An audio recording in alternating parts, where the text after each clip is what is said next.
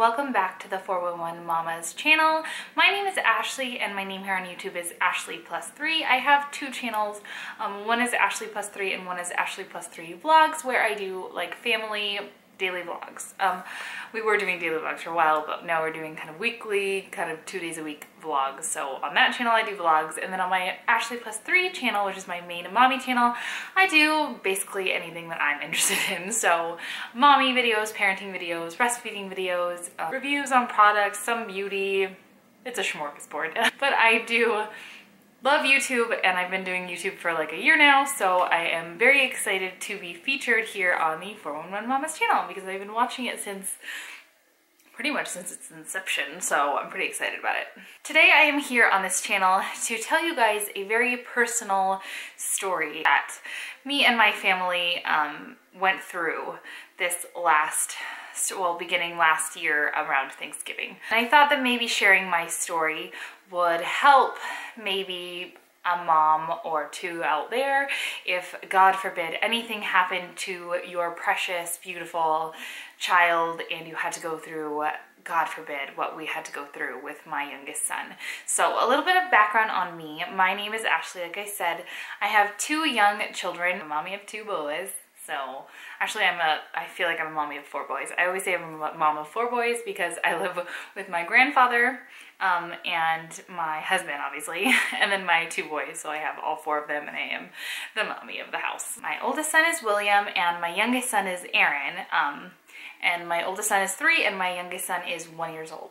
So basically I wanted to come here on the 411 Mamas channel and let you guys know about a very personal story in my life. If you're like me, or if you are a mom of young children, everything that has to do with sickness and children, if you are a mom or if you are a parent, you know that is the absolute worst thing on earth to see your child suffer and to have to be helpless basically when your child is in pain or suffering in some way. Ever since I was a young mom, I had my first son when I was 22.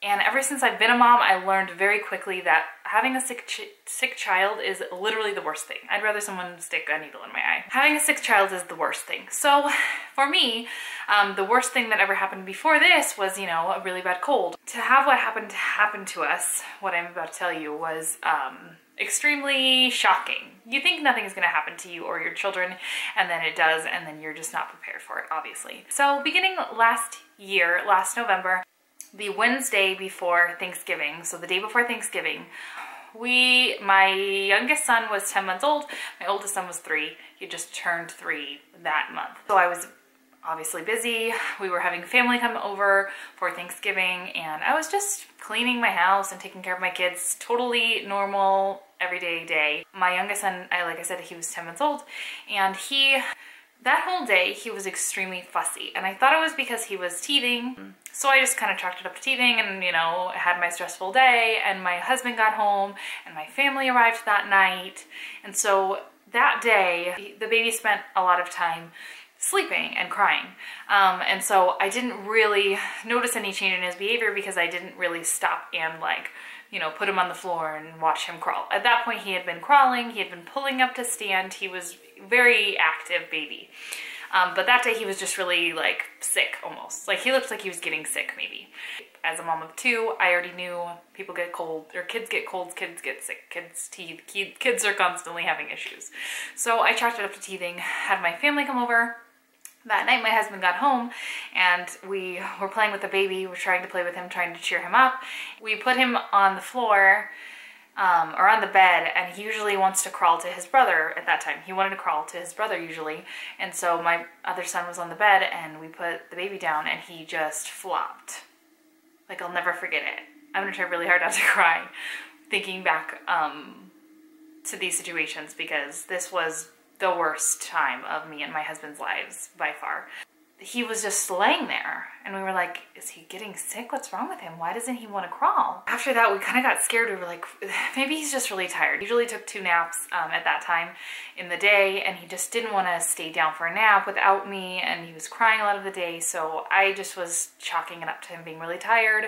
So he went to sleep that night, woke up in the morning. It was obviously Thanksgiving. I had to cook our whole Thanksgiving dinner. Also that night, my sister-in-law and her girlfriend got sick, so that was, you know, on our minds too. It was like a big situation that was going on in our house. So that morning, the baby did not crawl. You could sit him down, he could sit up straight, but he would not crawl. We would put him in the crawling position and he would just flop. He was just really tired. The look on his face was extremely droopy. He just looked tired. He looked like he was getting sick, and we were just really worried that he wasn't crawling. So that night we were fixing dinner. I was calling my grandpa. My grandpa is a surgeon, and a retired surgeon and doctor. He was actually not even here. He lives with us. He wasn't here. He was actually in Florida visiting his sister who was very ill. So usually when something is wrong with my kids, I go, Papa, what's wrong with my kids? And he usually is like, stop freaking out. So we video called my grandpa, and we showed him the way the baby was acting, and he seemed extremely concerned. And for my grandpa to be concerned about anything definitely worries me, obviously. So we took him to the ER. We said, screw Thanksgiving, sorry guys, you guys can eat. We're gonna take our kid to the ER. Thankfully we had family there, and they took care of William, my older child, and we went to the hospital with our baby. When we got to the hospital, the doctor was like, oh, you know, he looks like he has some teeth coming in. Maybe he's just teething, maybe he's just getting sick. He doesn't look like he can't crawl, he looks like he doesn't want to. That was his opinion. And we were like, well, he's a doctor.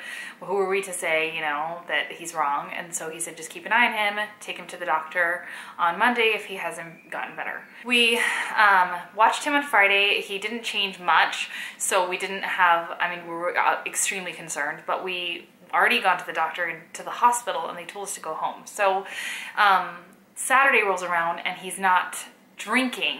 He wasn't emptying me. I'm a breastfeeding mom, and I was starting to get really engorged and painful breasts, which doesn't happen ever. I had been breastfeeding him exclusively for 10 whole months, and I had no problems. So I thought it was me. I was like, am I just getting like mastitis out of nowhere? So Saturday rolls around, my husband is at work, and I was just freaking out because the baby wasn't drinking enough. His urine output had decreased. He wasn't crawling. He was not normal. And I was like, this isn't normal. I don't care if they say that there's not something wrong with him. I'm taking him back. There's something wrong with him. So I took him to the hospital with my other son, who was 3 at the time. We get to the hospital. My husband met us there, and they were like, you know, he's probably just teething. Same thing. And I was like, I don't think he's just teething. Like, something is wrong with him. They swabbed him for the flu. They gave him an IV because they said he was dehydrated. They said that maybe just because he's sick, he's dehydrated. But they didn't find anything, like they did a blood test or whatever, and they didn't find anything abnormal, so they sent us home. And just keep an eye on him, give him more fluids. So this is a weekend, so they're like, go first thing on Monday morning. If he's like not better, go to his pediatrician and whatever. So we go to his pediatrician on Monday morning. Meanwhile, all this time goes by, and my baby is not getting better. If anything, he's gotten a little worse, and he's not, I'm thinking that he's losing energy because he doesn't walk, or because he's not eating right. We go to our pediatrician on Monday morning. He saw us for about 10 minutes, and he said, go directly to the children's hospital. He needs to be admitted to the hospital. And I was like, we just came from the children's hospital twice, and they said that there was nothing wrong with him. And to see the look on my doctor's face, our pediatrician's face, we were just like, okay, this is something extremely serious. We need to go. They had a team waiting for us, which I was like, I can't believe we've been home all weekend and this is something this serious. Like, I can't believe it. They're like, level 4. Like, they kind of like all like almost like in a show, like they just all scrambled like, oh, is this the one that they called us about? And I was like, oh my God, like this is so serious. And I was just starting to like really panic. So we told them the story, just like we told everybody the story up to now. I feel like I've told it, like, at this point to, like, 6 different doctors, you know what I mean? So we get immediately taken back in the ER. They did a CAT scan of his head. They tried to start an IV. We were in that hospital room for 3.5 to 4 hours with my poor baby just screaming, and them trying to get an IV in his arm and trying to take blood from him. They tested his blood for drugs, like maybe he ate something. That was obviously negative. Basically every blood test and everything you could possibly think of, they did. And everything came out normal. His CAT scan, thank God, came out normal because they were worried about a brain tumor. They did a spinal tap of him, and that was the worst ever. All of it was horrible. I mean, having your kid sick is one thing. Having your kid in the hospital is like a whole nother level of bad. Seeing your child in that situation is so hard for obvious reasons. So basically, we spent 2 weeks in the hospital with my poor son getting progressively worse. They were worried that he could stop breathing. They finally, we ended up moving hospitals because of our insurance, which sucked, but we ended up at a really good hospital at the end, so I really couldn't complain. He had to go under anesthesia, general anesthesia, to get a brain and spine MRI, which, because they were looking for lesions on his spinal cord or on the gray matter of his spine, they were throwing out diagnoses, all these horrible diagnoses that it could have been. Like, it was a nightmare.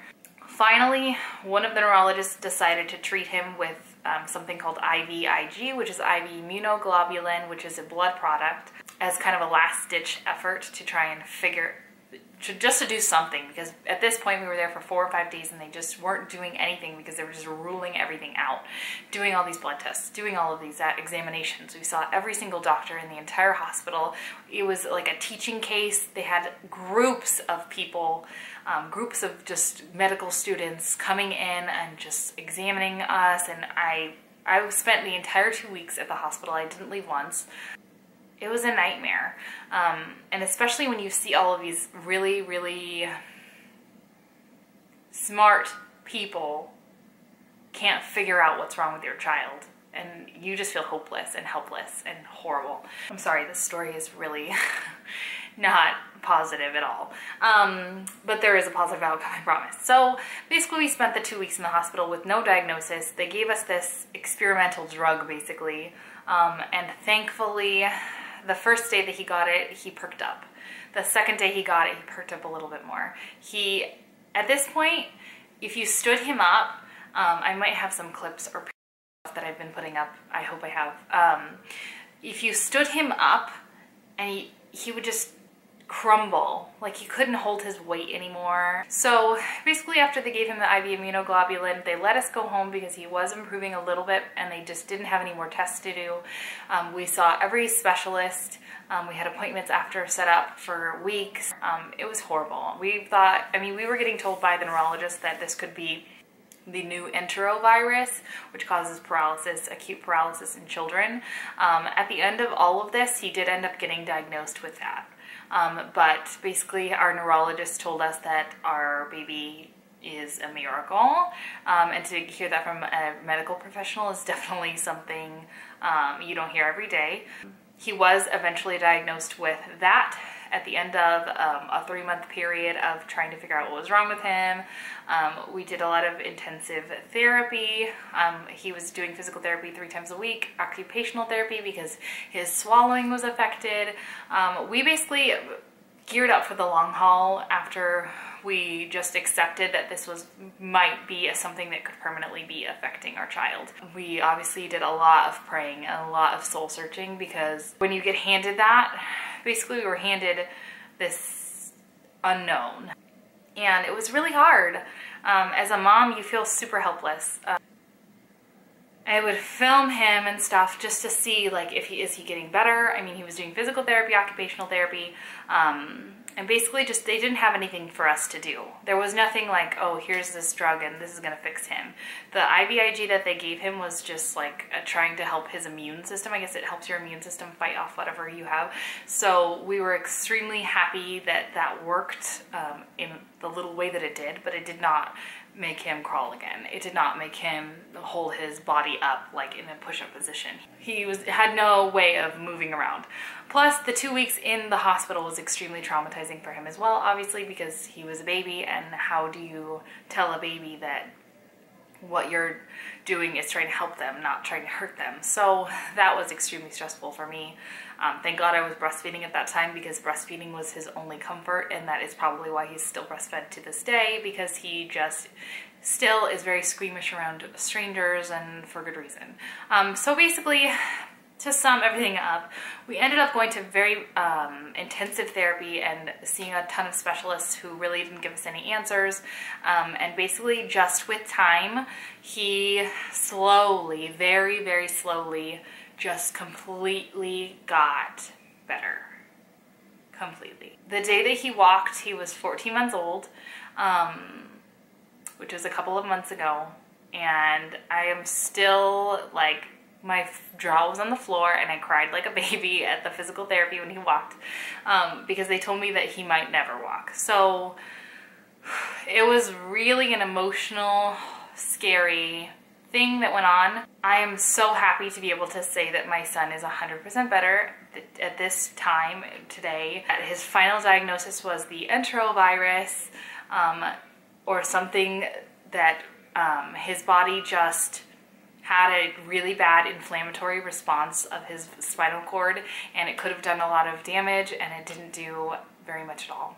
It was all reversed completely with physical therapy and time. Basically, with a lot of neurological injuries like this, I guess, time is your friend.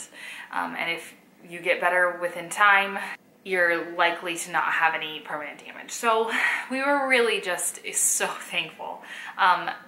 My grandpa even says we should be getting down on our knees and thanking God every single day that he's walking, because he is a walking miracle, basically. And I'm so happy to say that this story is a positive story at the end, because honestly, if you would have caught me 6 months ago, 8 months ago, I was not in a good place, and our family was in a horrible, depressed situation. And I am so thankful to everyone who helped us, and so thankful for that doctor who gave us that IVIG, because they think that that was just, he just got it in time to help his body fight off whatever it was fighting off. Basically, if you don't know anything about what this enterovirus, or this, it's called DV68. It's basically like a cold virus that for some reason can affect some certain children with almost an autoimmune response that causes paralysis, acute paralysis, or acute flaccidity, which is just when your muscles are very flaccid and weak. They're thinking that that's what it had to be. And we are just so thankful. Basically, my son was just a miracle case. There's a lot of kids who at this point still have paralysis or partial paralysis, and it's just an unknown. And they said it has a lot of similarities to the polio virus, and they do not know if this virus stays in the spinal cord and it comes back later. So basically, without any research, we don't know Aaron's long term, but we just thank God every day that he's walking and he's normal. I just really wanted to share my story and what we went through, because I feel like you don't ever expect anything like this to happen to you or your child or your family. And we definitely didn't. And I think we are just thankful every day that we have our son, and thank God. I think it's just good to hear that your kids aren't invincible. Every day that your kids are healthy, cherish that. Cherish every moment that you have with your kids, and cherish every moment that they are healthy and happy. I know I do. Every day that both of my kids wake up healthy, I am so thankful. That is everything to me. So I am very happy to be guesting on the 411 Mamas. Thank you guys for making it through this video if you made it through. I'm sure it's pretty long, but I really just wanted to share my story with you guys. Thank you guys so much for watching and listening to my story. If you want to see any more about what we went through with Aaron, I do have a playlist. Maybe I'll link it, or I'll have them link it below. It is like kind of like a playlist of the videos that I made during that time in our life. And we did do daily vlogs back then. We do more weekly vlogs now, but definitely my channel links will be down below if you're interested in following our story and our journey. And I'm so happy to say that my son is 100% better at this point, and is super happy, healthy, 1.5-year-old, and is completely insane and very energetic. And I am so thankful every day that he is alive and well and happy. Thank you so much to the 411 Mamas for letting me make this video and upload it on this channel. I love just the community of YouTube. I think it's a great thing. Thank you guys for watching. See you later. Bye.